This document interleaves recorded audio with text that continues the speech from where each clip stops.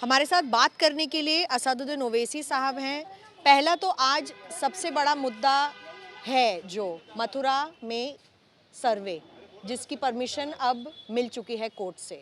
आपने इस पर ट्वीट करके कहा है कि इतनी जल्दी क्या थी, 9 जनवरी को हियरिंग भी थी। किस तरीके से देखते हैं आप? देखिए, अफ़सोस इस बात का है कि जब पार्लियामेंट में प्लेसेस ऑफ वर्शिप एक्ट बनाया गया था, उसमें बाबरी मस्जिद को उससे एक्सक्लूड किया गया था, जो मैं समझता हूँ बहुत बड़ी गलती थी। खैर वो गलती हो गई। उसमें कहा गया कि 15 अगस्त 1947 को जितने प्लेसेस ऑफ वर्शिप होंगे, उनका नेचर, उनका कोई तब्दीली नहीं होगी। अब हम बाबरी मस्जिद की जजमेंट के बाद से मैं ये कह रहा हूँ, क्योंकि सुप्रीम कोर्ट का फैसला था और फैसला आस्था की बुनियाद पर दिया गया था, जिस एप्रीहेंशन का मैंने इजहार किया था कि अब हर मसले खुल जाएंगे आस्था के मामले के ऊपर, वो सही साबित हो रहा है। आप देख लीजिए कि ज्ञानवापी मस्जिद का मसला खुल गया और वहाँ पर एएसआई को जिम्मेदारी दी गई जाकर चेक करने के लिए। मथुरा की जो मस्जिद का मामला है, ये तो मामला था ही नहीं। ये तो दोनों पार्टीज़ ने, जिसमें शाही ईदगाह ट्रस्ट ने यूपी वक्फ बोर्ड से परमिशन लेकर और श्री कृष्ण जन्मस्थानम सेवा संघ ने बैठकर एग्रीमेंट कर लिया। एक डिस्प्यूट को उन्होंने सेटल कर लिया। अब सेटल डिस्प्यूट को आप एक इशू बना रहे हैं अभी।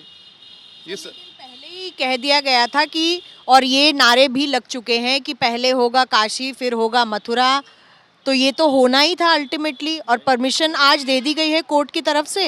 ये फैसला देखिए, जब 1968 में मुसलमान और हिंदू बैठकर तस्वीर कर चुके हैं, एग्रीमेंट कर चुके हैं, एक दूसरे को ज़मीन दिए हैं, इसमें एक नहीं 9 कंडीशंस पर दोनों मुसलमान यानी ईदगाह, शाहीदगाह ट्रस्ट और श्री कृष्णा जन्मस्थान सेवा संघ ने बैठकर लैंड एक्सचेंज किए हैं और उसको मसले को हल कर लिया 1968 12 अक्टूबर को।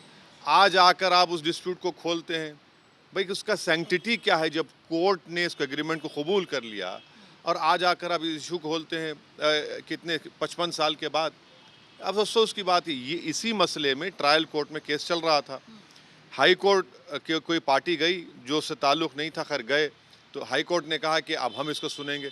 मेरा तो नुकसान हो गया। हाई कोर्ट ट्रायल कोर्ट बन रहा है, सुप्रीम कोर्ट गए, सुप्रीम कोर्ट ने कहा 9 जनवरी को हम सुनवाई करेंगे। भाई ऐसा क्या आसमान गिरने वाला था कि आपने ये ऑर्डर दे दिया कि कोर्ट कमिश्नर अपॉइंट करेंगे? तो ये तो अफसोसनाक बात है। ये तो होना ही नहीं चाहिए था। अब आगे फिर आप क्या करेंगे इसको लेकर, क्योंकि अब तो ये कोर्ट की परमिशन हो गई है, अब इसमें सर्वे तो होके रहेगा। नहीं, सर्वे देखिए, 91 का जो एक्ट है उसको तो आपने जलाया नहीं ना अभी। Places of worship. हाँ, उसको तो जलाया नहीं आपने, अभी तो राख नहीं हुआ है, वो राख का ढेर नहीं हुआ है, अभी भी कानून है। तो फिर उसका सैंक्टिटी क्या है? जब बाबरी मस्जिद के जजमेंट में सुप्रीम कोर्ट के 5 जजेस ये कहते हैं कि ये इसका ताल्लुक बेसिक स्ट्रक्चर से, सेकुलरिज्म से, प्लेस ऑफ वर्शिप एक्ट का, तो फिर अगर ये इसका ताल्लुक सुप्रीम कोर्ट करे तो फिर ये कैसा हो रहा है बताइए? क्या ये बात आप संसद में भी उठाएंगे? नहीं, संसद में उठाने का ये तो कोर्ट ऑफ लॉ में है ना। जब सुप्रीम कोर्ट ने कह दिया बाबरी मस्जिद के केस में कि 9 प्लेसेस ऑफ वर्शिप एक्ट हमारे संविधान के बेसिक स्ट्रक्चर का हिस्सा है और we can not turn the clock back. अब ये सब हो रहा है तो फिर ये क्यों हो रहा है फिर? भाई 68 में जब एक मसला हल हो गया, आप उसको दोबारा खोल रहे हैं। आपको नहीं लगता कि ये क्यों हो रहा है? चुनाव पास आ रहे हैं।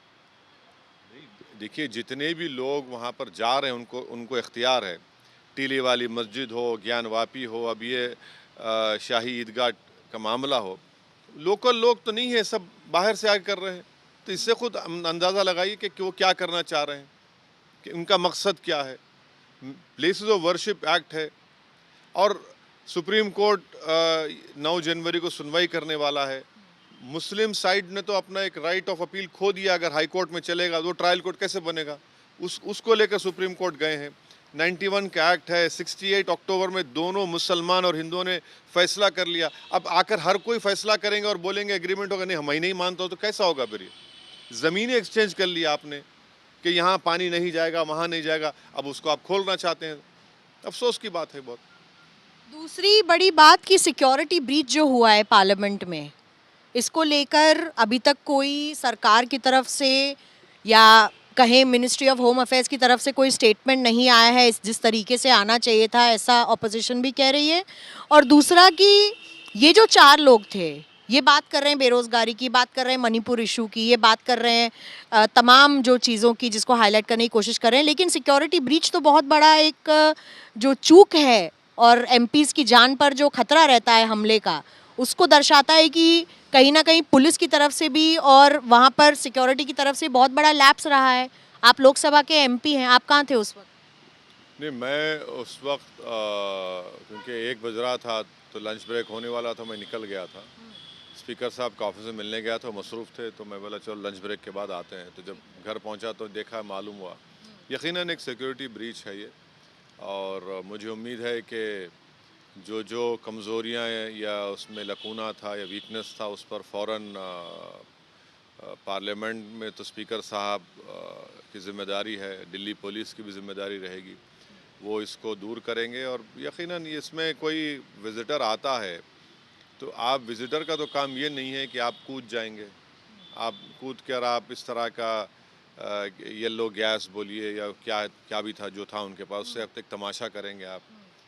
तो अगर ये भारत की सबसे बड़ी पंचायत में आकर आप इस तरह का करेंगे तो फिर आप क्या मैसेज दे रहे हैं देश को, क्या मैसेज दे रहे हैं? ऑपोजिशन कह रही है कि हम इनको आतंकवादी या वाकई नहीं कहेंगे, हम इनको भटके हुए बच्चे कहेंगे, क्योंकि ये अपनी आवाज़ बुलंद करने की कोशिश कर रहे थे। संजय राउत जी ने कहा है कि अपनी आवाज़ बुलंद करने की कोशिश कर रहे थे, देश की जो दशा है वो दर्शाने की कोशिश कर रहे थे।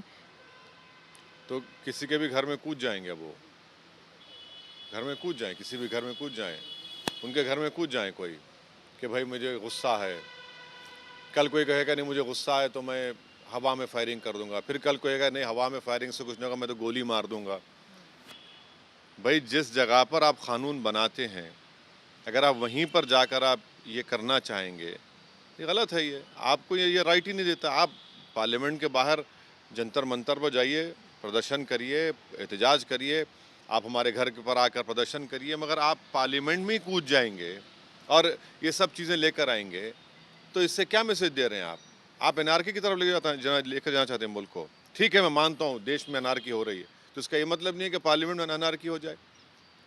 अब आज आप ये लेकर आए हैं, कल कोई और लेकर आएगा, तो गलत है ये, बिल्कुल। फिर इसी चक्कर में काफ़ी एमपी सस्पेंड भी हो गए, क्योंकि वो भी चाह रहे थे कि इस इशू को ढंग से डिस्कस किया जाए। जो एमपी हैं प्रताप सिम्हा, वो बीजेपी के ही एमपी हैं जिनके पासेस में वो घुसे। हाँ बिल्कुल, देखिए जब कोई एमपी साइन करता है तो उनकी जिम्मेदारी होती है कि जिसको वो बुला रहे हैं वो रिस्पॉन्सिबल रहेंगे। तो ये रूलिंग पार्टी को चाहिए कि अपने एमपी के खिलाफ क्या एक्शन लेंगे आप।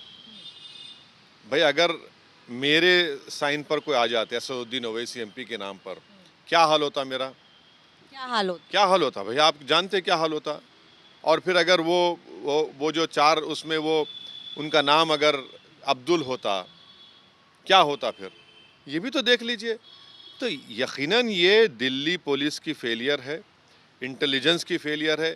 अब ये सब होने के बाद बोलते कि इतने 4 दिन से मीटिंग कर रहे थे, फुलां कर रहे थे। अरे भैया आपको पहले क्यों नहीं मालूम होता? पेगासस डाल देते आप उन लोगों में, सब में। ये आपकी नाकामी है, दिल्ली पुलिस की इंटेलिजेंस का एक बहुत बड़ा फेलियर है ये, कि वो पार्लियामेंट के अंदर आ जाते हैं। तो यकीनन पार्लियामेंट की सिक्योरिटी को बहुत अच्छा करने की ज़रूरत है और मुझे उम्मीद है कि दोबारा ऐसी चीज़ ना हो। हाँ, ये हुआ है, ये बड़ी तकलीफ दे बात है। तो आप एमपी पे एक्शन की मांग करेंगे? भाई पास पे वो आए। नहीं, जिम्मेदारी उनकी है। जो कोई एमपी साइन करता है और उनके परमिशन से, उनके साइन से अगर कोई गेस्ट आता है, विजिटर आता है, तो उनकी जिम्मेदारी। वो तो कॉलिन शक्दर उठाकर देखिए, वही कॉलिन शक्दर वही कहता है बात को। जिम्मेदारी तय करनी होगी सरकार को, क्योंकि ये बहुत बड़ा सिक्योरिटी ब्रीच है। हालांकि अंदर कलर बॉम्ब्स फेंके गए थे, खुदा ना खास्ता अगर कोई हथियार ही होते तो कुछ बहुत बड़ा हो जाता, लेकिन ये इतना बड़ा सिक्योरिटी ब्रीच जो है ये नई पार्लियामेंट बिल्डिंग के अंदर नहीं होना चाहिए था और इस पर जवाबदेही सरकार को ज़रूर तय करनी पड़ेगी। अशोक बनोट के साथ मिलन शर्मा, आज तक।